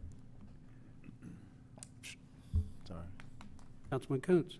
Yeah, I think Dawn was trying to help me out, but when you compare the city's portion, just speaking in general, that it's not a very large amount when compared to the other taxing entities. So, and that was really my point. So, thank you. All right, thank you. And I will interject, if I may, just as a promotion here, if you will. We will be having a town hall in February. It's Tuesday, February 10th. We'll be getting that promoted, closer to, but we'll have a town hall with the county who will come out and the appraisal district, and they will go through all of the details when it comes to how they appraise and that whole process. How do you appeal? So that'll be some really good information in for anyone to come in February. Okay, no further comments on item 5B. We'll move on to 5C. Okay. So the next 5 items really are all together in terms of the budget adoption items. So I'll briefly go through them one by one and then allow you to ask your questions. So the first item is the budget ordinance. So this is adopting the FY26 budget. So just a quick overview here. Again, this is the total revenues and expenditures across all funds. So this budget is our new resources are just over 90 million, and our expenditures, again, across all funds, is just over 91 million. And you'll see that there is a gap, and the reason for that being that we do have a few funds, such as CIP funds, project funds, funds that carry over from year to year, or projects that don't necessarily line per fiscal year. So the difference of that is utilizing the fund balances of those funds for the projects that were already awarded and planned for. So as you can see there, 51% of our total funds are general fund, 36% are enterprise funds, which means utilities, sanitation, the field house, those business-like funds. 7% of our budget is special revenue, like economic development and hotel funds. And then lastly, 6% is the capital improvement and replacement type funds. And just a quick snapshot of what's included in this budget overall. So as we already talked about, it's built on a proposed tax rate of 0.600166, which generates $976,000 in additional revenue from taxes. It includes increasing the water and sewer rates as a part of that 5-year rate increase ordinance that we passed back in 2022. It continues the supports that, things that we've started, such as signature events and development, redevelopment, incentives, and arts funding. It includes increasing employee pay, so 3% COLA and up to a 2% merit, in addition to adding 2 firefighters and 2 police officer positions, as well as a 6 full-time mowing crew that would be, instead of paying a third-party contractor for mowing our city-related parks and facilities, as well as a 5% adjustment to the residential and commercial garbage rates. And then it includes field house improvements, utilizing hot funds to continue improving the field house, and then water and sewer CIP projects and continued street maintenance. So this would be the motion that you legally have to read when you're ready. If you have any further questions or anything else you'd like to ask or say, but this is the legal motion to officially adopt. So. Thank you. Councilman Kuntz. Yes, sir, Mayor. I moved the proposed budget for the city of Duncanville for fiscal year October 1st, 2025 through September 30th, 2026, providing that expenditures for said fiscal year shall be made in accordance with said budget, be adopted. This budget will raise more total property taxes than last year's budget by $976,754, or 4.04%, and of that amount, $53,805 is tax revenue to be raised for new property added to the tax roll this year. Second. Okay, I have a motion to accept the ordinance by Councilman Kuntz, second by Councilman McBurnett. Any comments, questions? Okay, please vote. Thank you. The second item is the official levying the ad valorem taxes. So this would be the ordinance that officially adopts that tax rate, and we'll send it on to the county so they can start their processes with getting ready for collections. So this is the legal language for adopting the tax rate.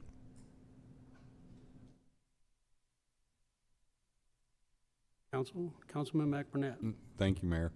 I do want to make a comment for you out there. Is you see all these different steps it's going to, and the state's made things very much, how would I say, a lot of steps to do something. When I first got on the council, it was pretty much a one and done kind of thing to do it. The state has gone in and they're trying to do things. So I'm going to contend that the cities know better than the state on how to do things. So if there's a point in time where I come and talk to you about writing something, I'll do it. But with that, Mayor, I'll make the motion. I move that the property tax rate be increased by the adoption of a tax rate of 0.600166, which is effectively a 4.11% increase in the tax rate. Second.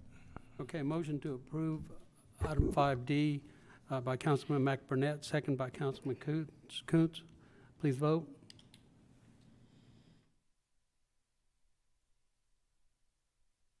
Thank you. Okay, the next item, this is not the motion or anything, it's just an explanation, so you don't have to say this verbatim. But we have to ratify the budget. Again, it's another requirement for the state that since we're raising taxes, that you have to ratify the budget.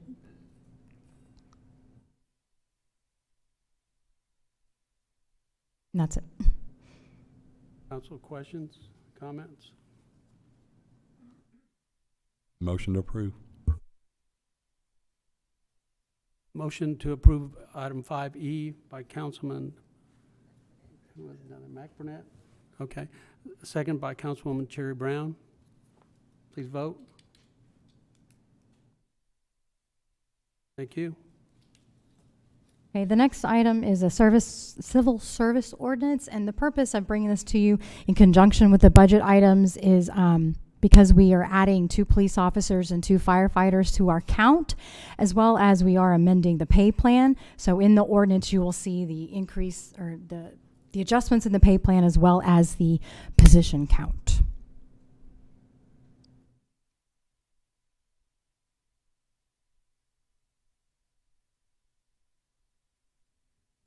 Mayor, I'll make the motion to approve. Right. Second. Okay, motion to approve by Councilman McBurnett, second by Councilwoman Mayor Pro Tem Gooden. Please vote. Thank you. Councilman Kuntz. Thank you, Mayor. And just a comment, because if we hadn't have done the first two items, we probably wouldn't have been able to do this. And so, again, I appreciate the council supporting, continuing to build up our the first responders, making sure that they can get fully staffed where they need to be. And obviously, we can't do that overnight, but I think we're taking the right steps to get there. So, thank you. Thank you. And then lastly, it's considering a resolution to amend the master fee schedule. The bulk of the changes that you'll see in the master fee schedule pertain to permits and licensing. As you may have read, we received a presentation from the permitting department talking about the changes at the legislative level when it respect to health permits. So we restructured the fee schedule relating to those specific fees relating to health and food inspections, as well as restructuring building permits and such. You know, we don't have as much new construction. We have a lot of remodels and renovations and that sort of thing. So it's restructuring to make that more, I guess, affordable on the larger end of the square foot of remodels and such. But that's the bulk of the changes when it comes to the master fees, as well as updating the water, wastewater, garbage fees, rates and everything as well. Okay, just a point of clarification. Yes. What we got in our packet on this particular item, there were a number of areas that were highlighted in red. We had a previous presentation by the building official, which we saw a lot of things highlighted in yellow. So these items that were highlighted in red were the last run at making changes that were partly, in part, the result of the state legislation that forced us in the case of, let's say, the health department. I noticed there was a lot of changes within the health department because of that. So is that what we're seeing? Yes, and so the red really is supposed to just indicate, you know, these were like words that we changed in the master fee schedule to have them stand out, you know, that weren't there before. But mainly, yes, the health inspection, I'm looking at it as we speak on our phone, the language there on the different food establishment and the fees that are assessed based on their size, and they have to be more than 1.5 million in sales, annual sales, before the city can collect anything on it. Right, so it was just those changes in this last there were quite a bit of changes, but like mainly is following what you see in the middle column with the proposed increase or decreases. If you see a fee change there, then that fee itself would have been changed. Changes as a updated. result of that legislation. Yeah, some of it's from the legislation. On the health inspection side is definitely from the new state legislation, but in terms of just restructuring the fee schedule in general for like permitting, this will all come out when they bring their ordinances and all the changes that coincide, which did not make it to tonight's meeting. That'll be for a future meeting, but these are the fees that are in conjunction to those ordinance changes that are forthcoming. Yes. Thank you.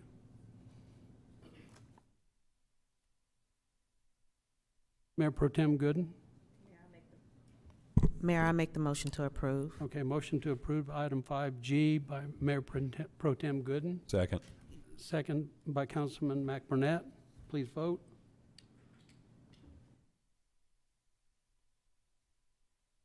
Thank you. So thank you very much for y'all's support and attendance and work throughout this process. I know it's not easy on either side, so thank you so much. Thank you.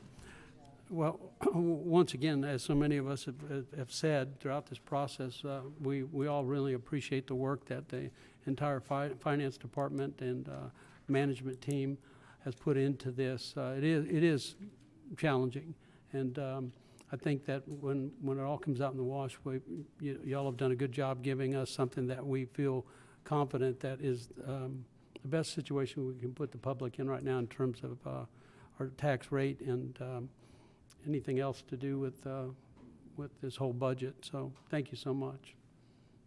All right. So at this point, we're going to go ahead and recess. We're going to go ahead and recess the regular meeting at 8:05 p.m. and go into executive session. Thank you.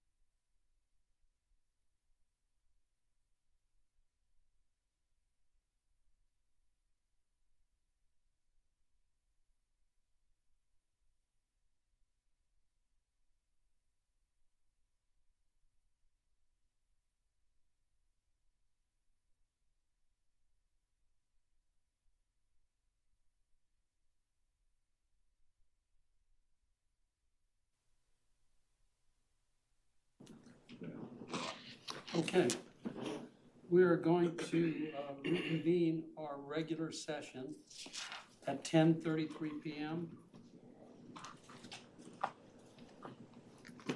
And as a result of our executive session, item 1, All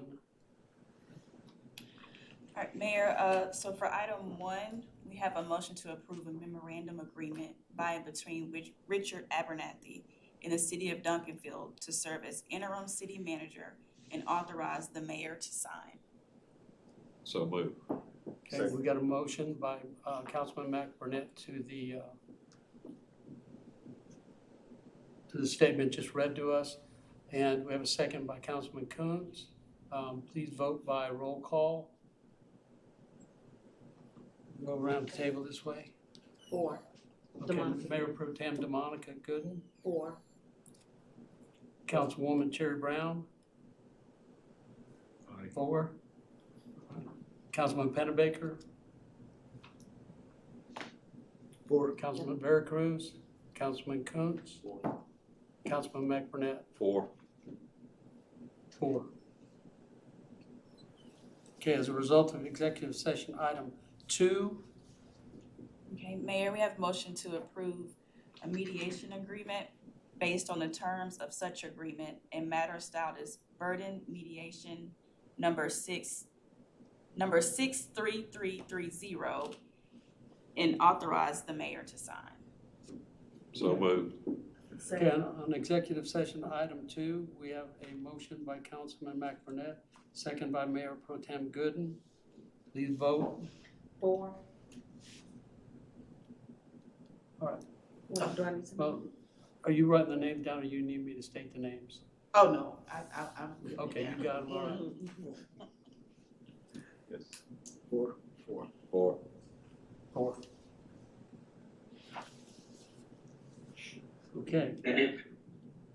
Yes, sir? Mayor, council, as a result of the executive session, item number 3 this evening, I would ask council to consider a motion to reject current plan and conclude contract with MK Investment LLC or at the choice of said company to extend the current inspection period until October 21st, 2020 at our regularly scheduled council meeting at the choice of said LLC. So move. Yeah. Okay, Second. motion by Councilman Pennebaker, second by Councilman McBurnett. Please vote to approve. 4. 4. 4. 4. 4. Okay, the motion passes. Chiquita, I'll get if you'll send me what I've stated tonight, if you need to edit it, send it to me and I'll edit it in accordance with what I wrote down. Okay. Those ribbons that were in here, were they to pass out? No, they're gonna go in. Okay, gotcha. Okay, all right. That seemingly concludes our business for this evening. Thank you all, and we will adjourn at 10:37. Yeah.